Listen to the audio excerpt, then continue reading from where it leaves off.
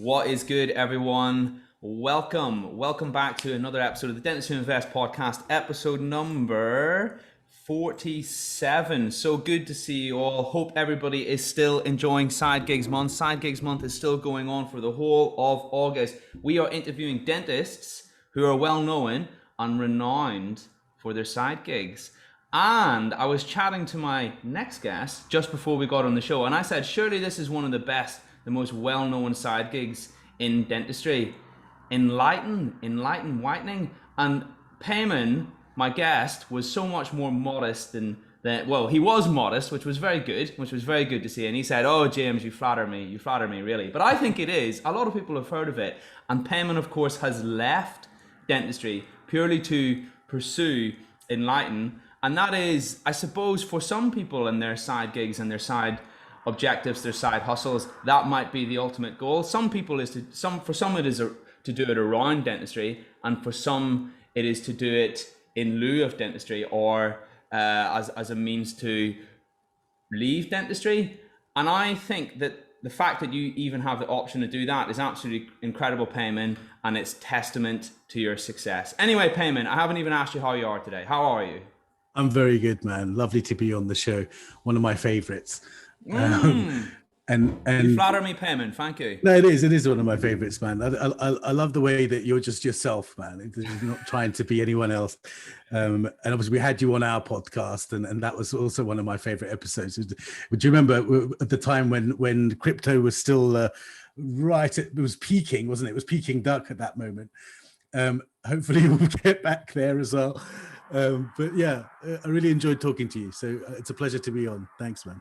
Oh, my pleasure, mate. It was awesome to be there, and thank you so much. And yeah, fingers crossed on the old crypto front. Things are heating up a little bit again these days. So we still haven't seen what I would normally expect to happen at the end of the bull market. So that's a good sign in itself. So we shall see. But no one ultimately knows with investing, of course. We just have to ride the roller coaster and hope for the best a little bit. So we have mentioned, oh, by the way, shout out to Payman and Prav's podcast, who I appeared on, of course, which Payman was just referencing. Dental Leaders podcast, great podcast for anybody in the dental world. They interview prominent figures in the dental space for their opinions and insight, reflections on the dental industry. Worth a listen if anybody fancies it. Any podcast, avid podcast fans out there who are dentists, it's worth a look. It's straight up your street. So, Payman, we are here to talk about your side gig, because of course it is Side Gigs Month,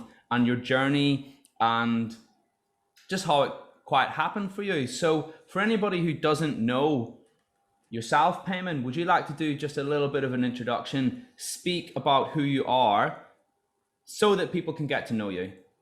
Yeah, I'm Payman Langroudi. So I am a dentist. I still identify as a dentist, even though I don't practice dentistry. It's funny, when an Uber driver asks you what you do, I'm a dentist. That seems to come across better than, I supply products to dentists somehow. But I still feel like a dentist. I don't feel like a business person. And by the way, I'm not actually a very talented business person. I've got a partner who is, very talented. But for me, dentistry is one of those professions that if you do want to get a side gig, it's one of the best professions to be in, because just in the same way as if you want to be a mother, it's one of the best professions to be in, because you can take a day down, 2 days down, and that's exactly what ended up happening with me. I was working 5 days a week, then 4 days a week, then 3 days a week, and then it eventually got down to 1 day a week for 5 years before I completely stopped. And there's a psychological thing about being a dentist. But the moment that I realized that it's the right thing to do to stop was actually Prav, my co-host, who sort of cemented it for me, was when I realized if it all goes wrong, I can go back and be a dentist, which is something most entrepreneurs don't have, that option of going back and having a well-paid, respected job if it all goes wrong. And so rather than holding you back, it suddenly propelled me into starting the business and even the idea of completely giving up clinical practice, because I knew that I could take bigger risks. And if it all went wrong, I'd be back and be earning 100 grand being an associate as I was before I started all of that. This, so it's it's a good profession for that. That's the thing. It's a good profession for that. And then the question of how long can you be out of it and then get back into it and not suffer? I think that's an interesting one, because I had it in my head that there's lots of mothers who take 5 years off. Now, subsequently, I've realized there's not that many who do that, but I had it in my head. There's loads of mothers who have 2 children, 5 years off, and come back. And so I gave myself 5 years. I said, look, that's what I'm going to do. That whatever this experiment is, I'm going to give it 5 years. In today's terms, it seems strange because, companies get to billion-dollar valuations in 5 years. Yeah, I wasn't thinking like that. And when I did go back, and I had time off and back, and you have that thing where you've been away for 2 weeks on holiday, and you come back and you're a bit, not into it. But I think we all experienced it with lockdown. Yeah, the first few days after lockdown, everyone experienced it, and then you get back into a rhythm. Clinically, though, the market moves on. Yeah, and don't think it doesn't. It does. If you take 5 years off today, in 5 years' time, all dentists are much better than they were today. And it's something I didn't realize. And it really came home to me with endo. I used to fancy myself as a bit of a not endodontist, someone who liked endo. Took 5 years off, Rotary came in. Suddenly everyone, the whole market, all dentists were better than me at endo. And, of course I could have gone and learned or whatever, but that happens. That happens. So that's it. That's sort of some of the stuff around it. Do you know, I'm interested to hear you speak, because there was a younger version of me that would have said once upon a time that actually dentistry, rather than being one of the best professions to encourage a side hustle around, is actually one of the worst. And my logic would have, I'm not saying that was right, I'm not saying that was wrong, and I think you've made some really good points. But my logic would have been, listen, if you want to be a dentist, you've got all this CPD, there's an immense level of dedication that comes alongside with even just the very fact that you're working clinically every day. From the point of view of keeping your skills up to date, it's being there for your patients, it's all the hours, it's the 9 to 5, but it's the extra hours on top to go that extra mile to help people, which inevitably creeps in. Yeah. All of those things would have led me to saying, I'm so time parched, I have so little time, that entertaining a side hustle for me is just totally not an option. Right. But I guess what I wasn't seeing, or I was working under the presumption that I have to be working 5-6 days a week, in which case that is a lot more of an issue. But you've made a great point that my problem was I wasn't recognizing that because you do earn relatively well, that you can use that to your advantage to buy back some of your time, and hence encourage these other aspects of your life. Look, we have to balance it. We have to balance it, right? I've got kids now going into A levels, and we have this discussion all the time. We're going into O levels, but the GCSEs, the whole thing. We have this discussion on our podcast all the time. Yeah, would you want your kid to be a dentist or not? And you're a bit young for it, but the thought process is still there. And look, there are positives to dentistry and there are negatives to dentistry. The positives, if you're not interested by that job, then you're not paying attention, because it's a super interesting job. Whether you're focused on the Meccano putting things together aspect of it, or whether you're interested in the caring, being there for people aspect of it, or whether you're interested in the building a business, keeping up with CPD, all the, going to conferences, meeting great people, whether that's your interest or not, one of those should be your interest. Dentistry is a great profession. There's the positive. The negatives, though, there are several, and you guys have more negatives than I did, because I didn't have that whole GDC nightmare that everyone's got right now. That didn't exist it existed, but nowhere near the way it is right now. But also the one that I really didn't used to like about dentistry was just having to be there. That was the thing. If you work a day of dentistry, you've got to be there from 9 till 5, however long it is. You've got to turn up, and you're right, in that day you can't think of much else other than the treatments that you're doing. And as a business, it is quite flawed in that sense, that the leader has to actually be doing the work, because the leader's job shouldn't be to do the work. The leader should be looking to the future. And it enlighten, if there's a task that needs doing, if me or one of my partners is actually doing that task, I always feel like we're failing. We should be hiring people to do those tasks, and we should be looking to the future and giving our vision to the team, keeping the team happy, supporting the team. And it comes back to, if you want to sell your business as well, no one wants to buy it if you're completely integrated into it. So those are the things that with dentistry, you've got to turn up, you've got to be there, and it's a stressful job. There's no doubt, both physically and mentally, a stressful job. But most worthwhile stuff is stressful, right? I mean, you know what I mean? The question of some people can take a stressful thing that they enjoy, and then it's no longer stressful. And so that drives some people. But I see a massive difference between myself and my brother, who's a hospital radiologist, and he's just looking forward to Friday afternoon. On Tuesday afternoon, he's already in a state, and he's like just waiting for the weekend. And whereas the opposite with me, these days I don't even go in very much, but when I did go in, I used to hate Friday afternoon because all the team were leaving and we couldn't have as much fun anymore. And it was okay. The weekend was coming, but the funny thing, at the weekend, I felt like I was working for the family. I was an employee of the family, kind of doing what I was told.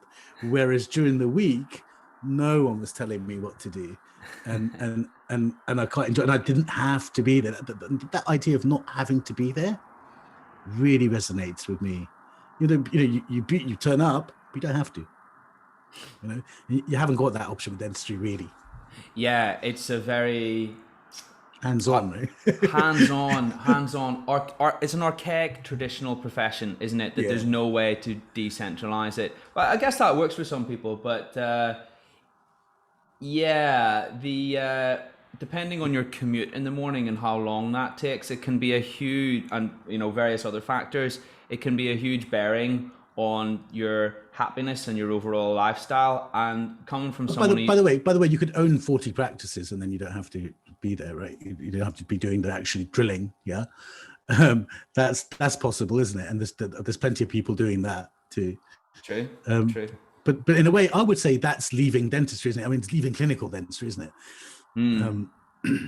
But who else have you talked to about side hustles? Who have you had? Anyone else before me, or am I the first? Yeah, so we've had a few. So we've had there was one chap, and he started this artificial intelligence virtual assistant, which he's an associate, and he didn't have much experience with computers, but he said, you know what, there's a real gap in the market for automating how we speak to patients to some degrees, because how many receptionists are just overworked and just don't have the time to speak to patients properly. So there was one chap who did that. We had what's that called? Oh, you're testing my memory now. Is it his name is Gregor McPherson. I've the name of the product has slipped my mind, and we had Sheila Lai. She was speaking about how she branched out into facial aesthetics and does that solely now. We had another chap on called Mahmood, who has left dentistry. Mahmood Moji, that's the one. I've had him on. Great guy. Oh, have you? Oh, I didn't know that. So yeah, Great Mahmood guy. was speaking about how he's left dentistry to educate other dentists how to create their side gigs and various other business interests, how to improve their ability to sell, how to improve their ability to speak. So we've had a whole host of people. It's been a great month. You know what? Once upon a time, before I ventured down this path into this realm, into this dimension, I would have no clue that this world existed. I really, really wouldn't. I thought all there was to life was being an associate. And I know that some other people who are listening to this who are members of my group as well may not have had the opportunity to witness that world. And that's why I wanted to do Side Gigs Month, just to heighten everybody's awareness and get us to recognize that actually there can be more to life than dentistry. And that's not me getting on my high horse. That's me saying that a younger James Martin was that guy and was that individual for a long time. And no doubt you'll have had insight into that as well. There's groups now set up for people who want to leave dentistry, right? And I get it. I get it, dude. I get it. Ish. Well, I mean, certainly it shows you that there's a door there. But I suppose it's different things to different people, and some people will just want to supplement dentistry by investing or learning about side gigs, and some people will want to leave. So I would like to think we cater to everyone. No, but I'm saying there's separate groups. There's a group on Facebook that's all about how to leave dentistry. Oh, I see. Sorry. Yeah. It's got loads of members. So then the next question then is what to do. Yeah. And I think that's an interesting thing. Yeah. Because you've got one type of person who just wants to leave, and it's the what they're trying to get away from is the point. And generally those people are saying, but where do I go? I don't know what to do. Yeah. Then you've got another group who they're dentists. I used to enjoy being a dentist. Yeah. But something else pulls them. And when someone says to you, I'm thinking about doing this business, or I'm thinking about doing this project, but I'm not sure if it's the right project or the right business, I always worry about that, because for me, it's like got to be all encompassed. The right project is the one that you can't stop thinking about. That's the right project. If it's not like that, then it's the wrong project, or you're not ready, or whatever it is. Yeah, because you've got to be absolutely in love with the idea that you're going to, because it's so hard. It is hard. That if you're not 100% into it, then you're not gonna, you're not gonna survive. 100%, because even if it's the best idea, the intense level of effort that has to go in to execute it, there needs to be an obsession there. There really does. And that actually, Payman, that's something, I'm glad you brought that up, because I wanted to talk about your moment of 5% inspiration, 95% perspiration, they say, when you're pulling off your any entrepreneurial escapade or business idea. What did your 5% inspiration look like? When did you realize that there was something that you could do so much better with Enlighten versus other whitening products? And how did that hard work look like afterwards, and balance in dentistry? What was the story, basically? For anyone who doesn't know, Enlighten is a unique whitening system which guarantees that your teeth will be B1 shade afterwards, which is their unique USP. Have I done a good job of describing it, Payman? Payman will obviously, it's Payman's forte, of course. You have. Look, I want to talk about the guarantee, bud. Yeah, because I came up with it after I was watching one of those 4 a.m. 3 a.m. infomercials. Yeah. And I had jet lag, I was watching these infomercials, and the guy was selling like a salad cutter or something. And I thought, what's this crap? And then he went, and more. And he was like, and you can have a second salad cutter, and so on. And then right at the end of it, he said, and by the way, 30 days after you use it, you can just send the whole thing back, get your money back, guaranteed.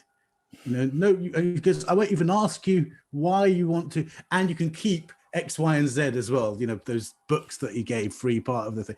And he's like, I was like, shit, I better buy this salad cutter.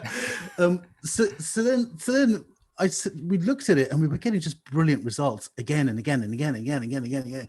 And we were taking photos and all that. And I said to my partner, Sanj, I said, look, we should do a guarantee, because it keeps on happening.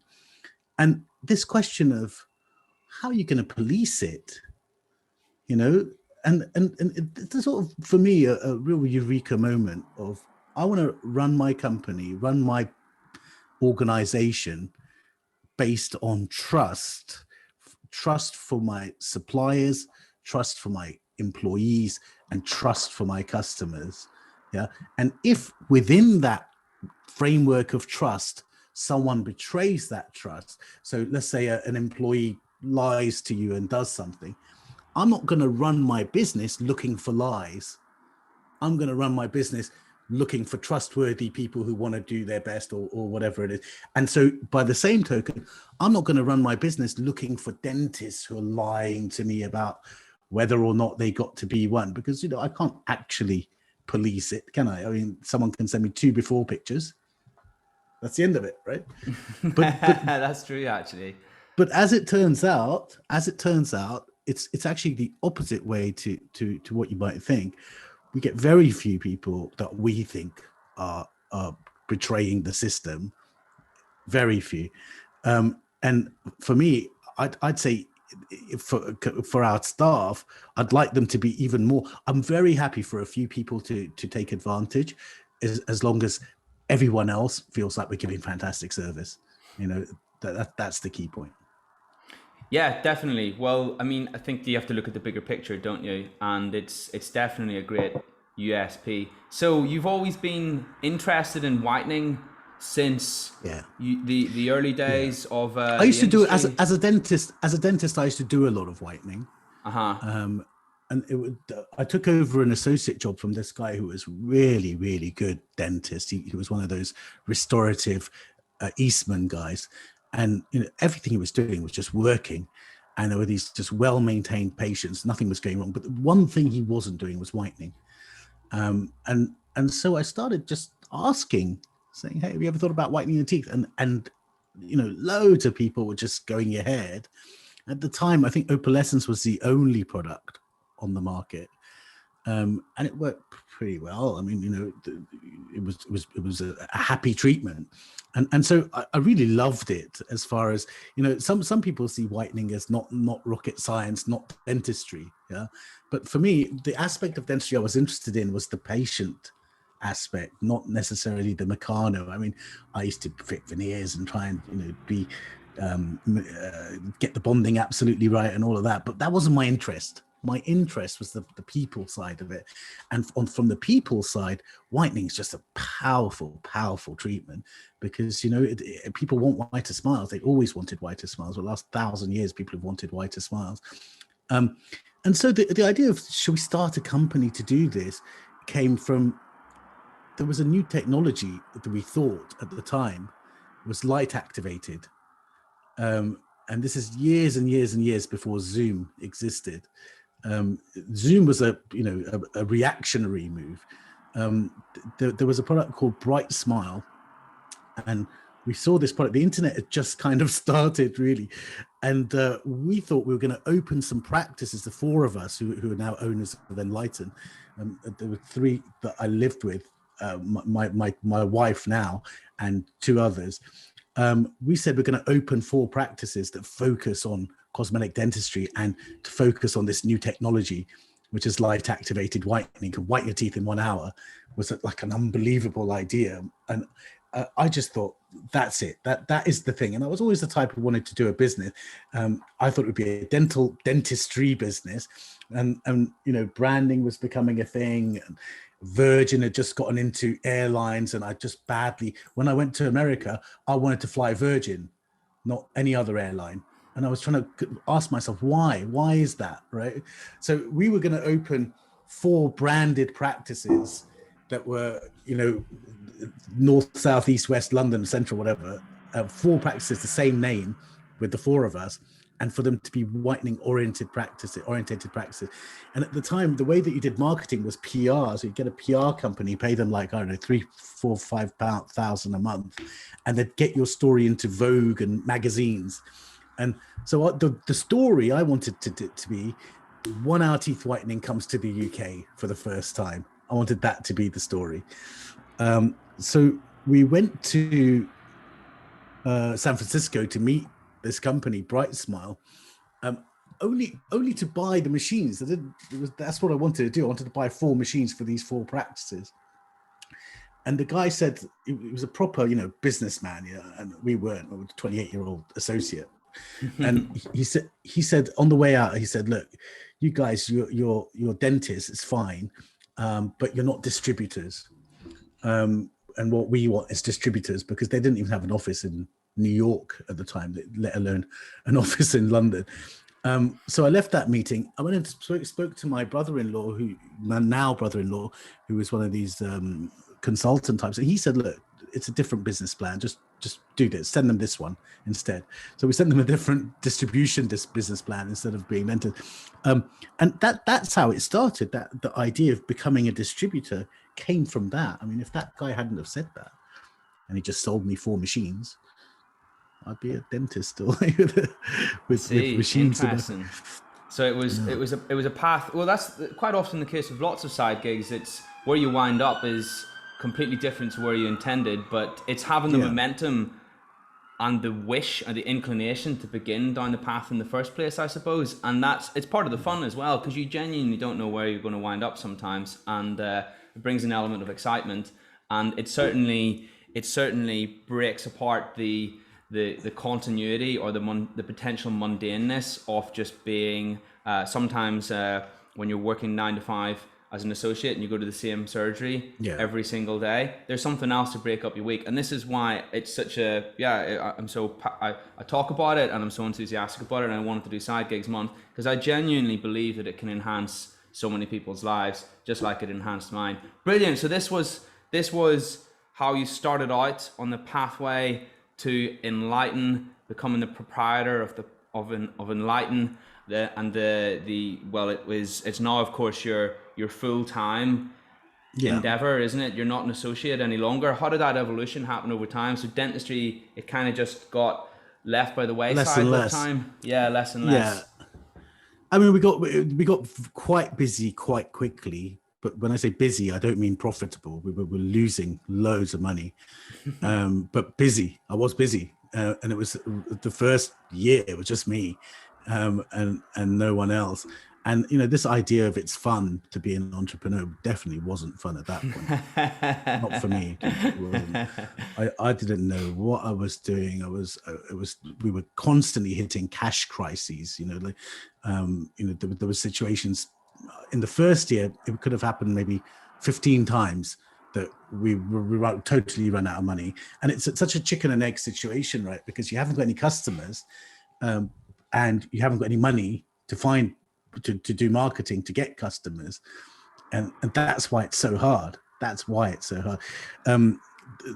I think I'd do it differently now. I'd look for more investment. It's a whole different time, isn't it? I think I'd build a community, what you're doing right now, before starting a business. But anyway, we did it, and I think it took 4 years before we even made a profit. Wow. And all our houses were up. It was a tough time. Tough time. What kept you going? Sorry to interject, but what kept you going? Yeah.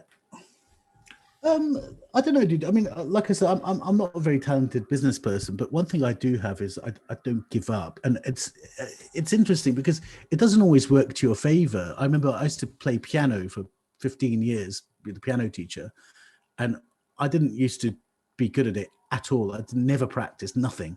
And my brother started the same time as me, and he was an amazing pianist, and I was still on the old Pink Panther. And my piano teacher was trying to get me to quit, and he said, look, why don't you just quit? Why don't you do something else? You're obviously not enjoying this. But I was just saying, no, I'm going to keep going. So in that situation it didn't help. I think in this situation it probably did help, because that sort of sticking at something, it's a big part of it. The problem is these days everyone looks at overnight success, and there is overnight success, but it's rare. Totally. That's the problem. Totally. The success iceberg. Have you seen that picture? Yeah. Right? It's like it shows the tip of the iceberg, and it's like success, and then it shows the bottom of the iceberg underneath the ocean, and it's like late nights, hard work, emotional stress, crying, I don't know, all these like negative, all these things at the bottom, which just gives you an idea of, I suppose, what it takes. I mean, everybody's journey is different, but it certainly what does it take to be a dentist? 5 years of pain. True. Yeah. And pleasure. Don't get me wrong. But 5 years of blood, sweat, and tears, And don't forget the 2 years before that of trying to get into becoming a dentist. And at the end of that 7 years, you're nowhere. You've just started, you know nothing. Yeah. And so, worthwhile stuff takes time. That's just the way it is, I think. Unless you're very lucky, worthwhile stuff takes time. True. And then you were just saying earlier about how eventually Enlighten grew after those first 4 years. There was light at the end of the tunnel. You became profitable, and then dentistry gradually diminished in your life. What was that transition like? Yeah, so I started cutting days down, going from 5 to 4. I took a whole 5 years off, and then I came back because when my wife got pregnant, I took over her patients. That was difficult because she's really into nervous patients. People travel from all over the country to see her, and I was taking on these patients, not having given an ID block for 5 years. And these guys would say, "Oh, I'm sure she's told you all about me. I'm that patient." But all of her patients were like that. She had loads and loads of very, very, very nervous patients. So it was difficult getting back into dentistry with those patients, but I did. So it was then 5 days, 4 days, 3 days, 2 days, and then 1 day a week for ages. And the one piece of advice I'd want to give people is 1 day a week is a massive error. It just is. You just don't get into any rhythm. You still got to perform. You still got to be up with the knowledge with these days with the GDC and all of that. You don't really care when things go wrong because you're out of there. I think out of that lot, 2 days a week was excellent. If your side hustle is going somewhere, or 3 days a week, or 4 days a week when you're actually planning it. In fact, when we were planning Enlighten, I was on 4 days a week, and without that 1 day off every week, I don't think Enlighten definitely would have happened because that was my day for planning what we were going to do.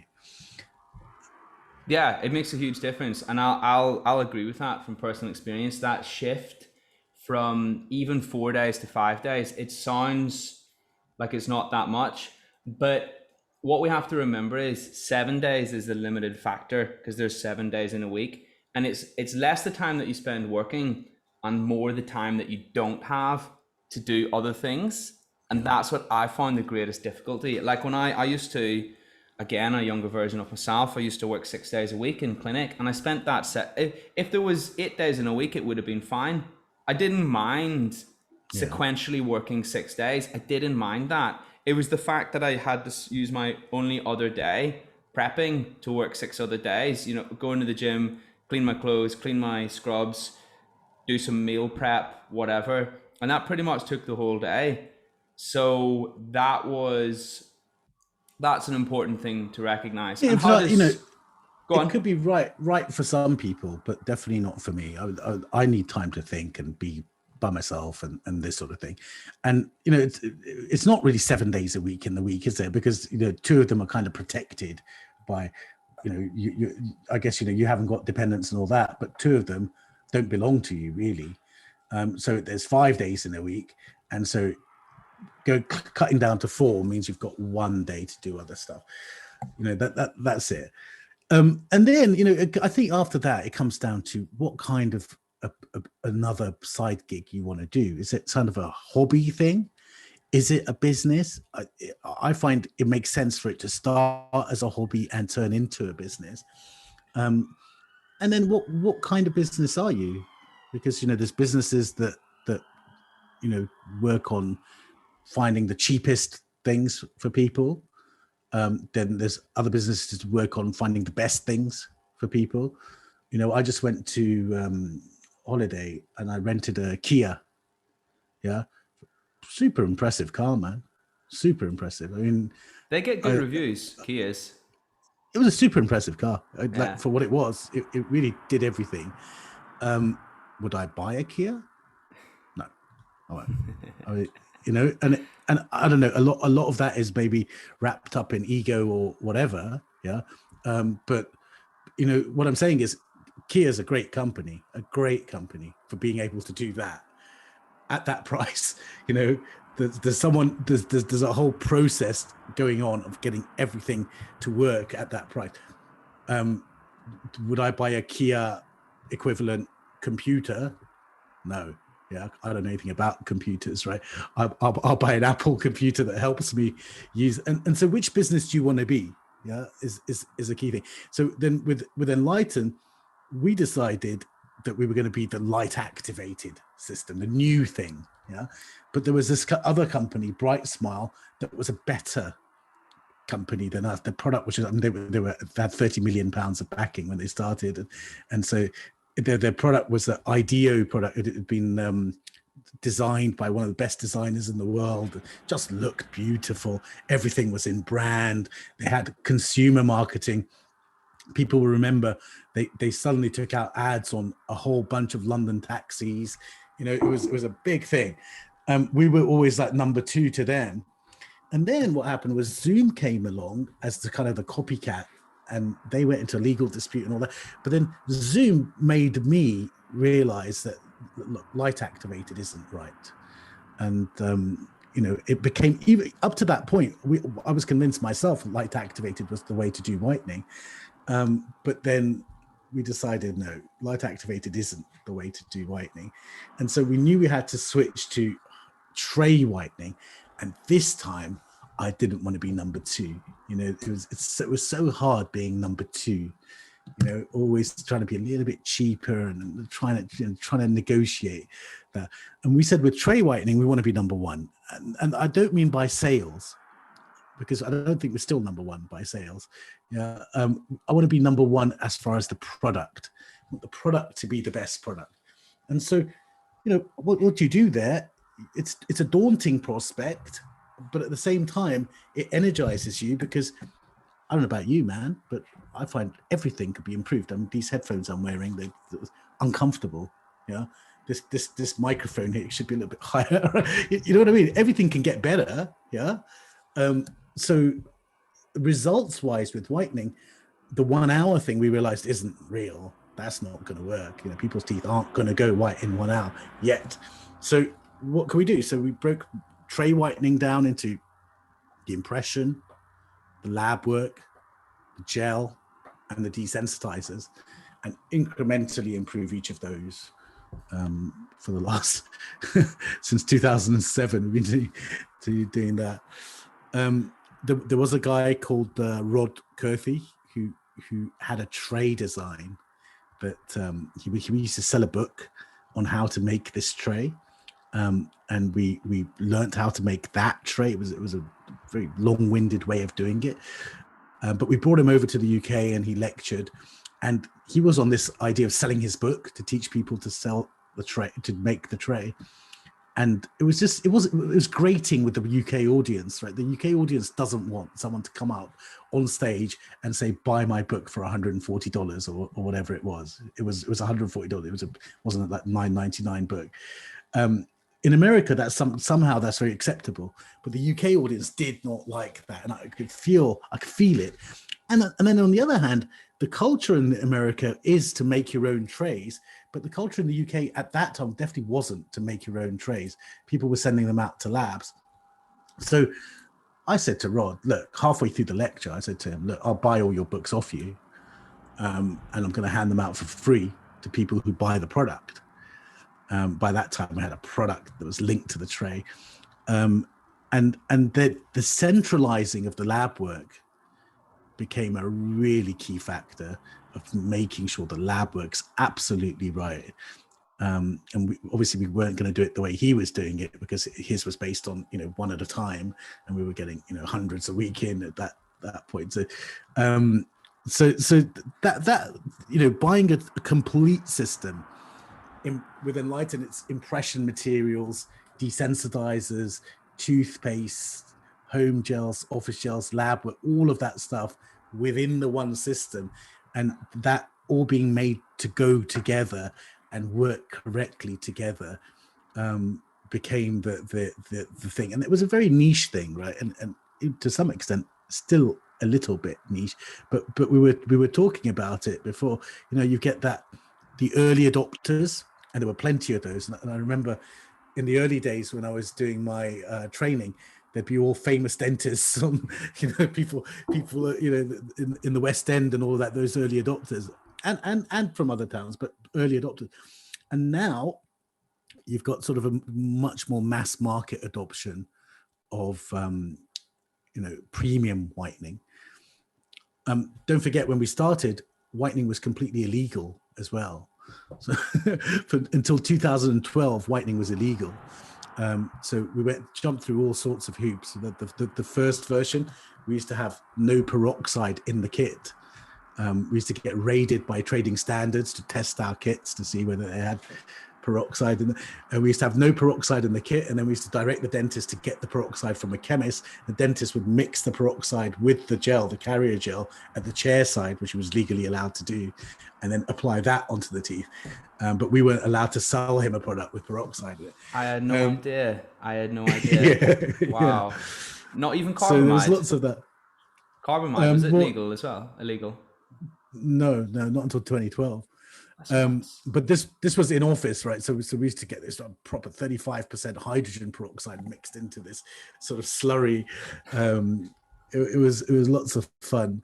I don't know where you'd go these days for something like that, but yeah. That's nuts. I didn't know that. Wow. There'll probably be I'm maybe showing my because I qualified in 2016. I just had no idea that went in my sort of from what I've seen. I've just presumed that it was always legal.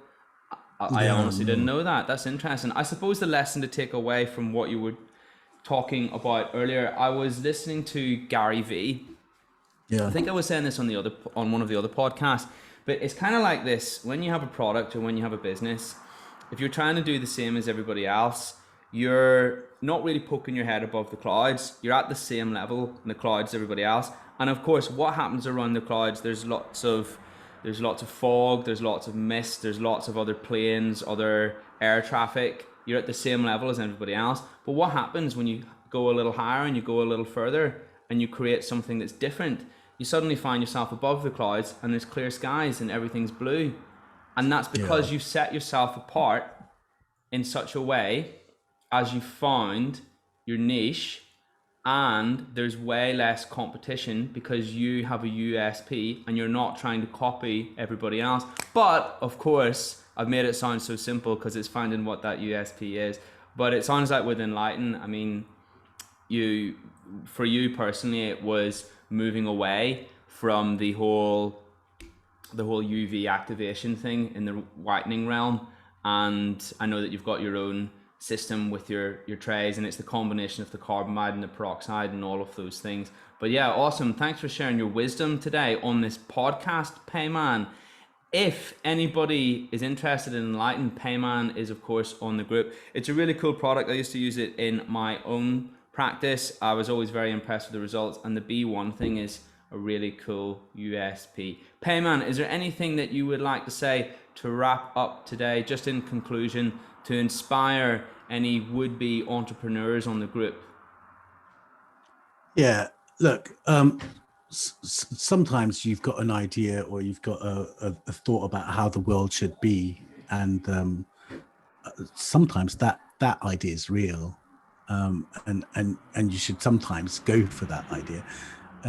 But do everyone who's listening probably something to do with dentistry.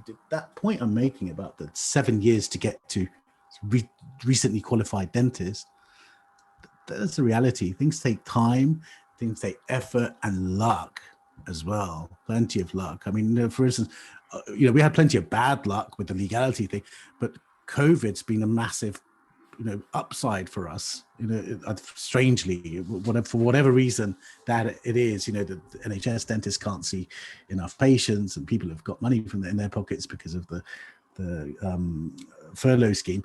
That's good luck. Yeah. So good luck and bad luck come along. But the only way you can benefit from good luck is by being around and sticking at something for long enough. So, and going for it in the first place, right? Of course. Because you have to be in it to win it. You have to buy a ticket to win the lottery. One of my favorite expressions, that I absolutely love it. Second most favorite expression: a calm sea never made a strong sailor. Have you heard that one before? A what? A calm sea. A calm sea. A calm sea never made a strong sailor. Yeah, Do you know what it definitely. means? I mean, Is it obvious yeah, from the expression what it means? yeah. You're basically shaped by your challenges, right? And that's very true. There That's you very, go. very, very true. That's actually a more poetic way than I would have described it. That's a really nice way of describing it, actually. But yeah, it's just basically you'll only ever be your resolve. You only ever know the limit of your resolve until it's tested, and your threshold of your resolve becomes higher and higher. The more stormy the ocean it is, and the more challenges and turbulence that you have to overcome. Think of it in dentistry, man. Imagine the things you've learned from your failures in dentistry. Oh yeah, totally. I certainly did. I certainly learned from failures, wasn't it? Yeah, it sticks with you so much more somehow, doesn't it? And you only really know what does and doesn't work just by trying it. There's no textbook that can teach you the many, many, many permutations of a filling, etc., etc., and these things to watch out for. So yeah, one of my favorite expressions. That. By the way, one book I'd recommend for anyone who's thinking of starting a business is Lean Startup. I wish I'd read that before I started Enlighten. I'll keep an eye out for that. Yeah, you know, it's a very standard business book. It's all about that minimum viable product. You know, you've got an idea, make it a very, very simple, basic version of the idea, test the idea, iterate. It gets a bit software-y, yeah. So if you're not that way inclined, then it gets. But if you're going to start a business, I would read that book. Read that book. Awesome. I'll keep that in mind. Thank you so much, Payman. Thank you so much for your time today. Payman is jet setting later in the evening. He's going off to Monaco. So we wish Payman safe travels, and I hope you have a good time while you're out there mixing with the millionaires, and stay away from the casinos if you can. I'm only going for one night, man. Oh, I see. Damage should be limited then. That's only one night. Yeah. Well, having said that, there's no upper limit in the casinos. From what I'm told, I've never been there. Awesome, Payman. Thank you so much for your time today. Thank you so much, man. My pleasure. Anytime. Thank you for sharing your wisdom, and we wish you very well. And me and you will speak again very soon. I have no doubt. Yeah, hopefully I'll see you in Edinburgh, buddy. Yeah. Oh yes, that's the plan. See you in Edinburgh. BACD dental show. Yeah, I'm going to book a ticket to that tonight, actually, because Payman and I were chatting off camera, and that sounds awesome. I've never been before. Awesome, cool. I'll enjoy that. Take care. Awesome. Man. Looking forward to it. Thank you so much. You're welcome. I'll see you later, my friend. All the best. Bye, buddy. See you soon.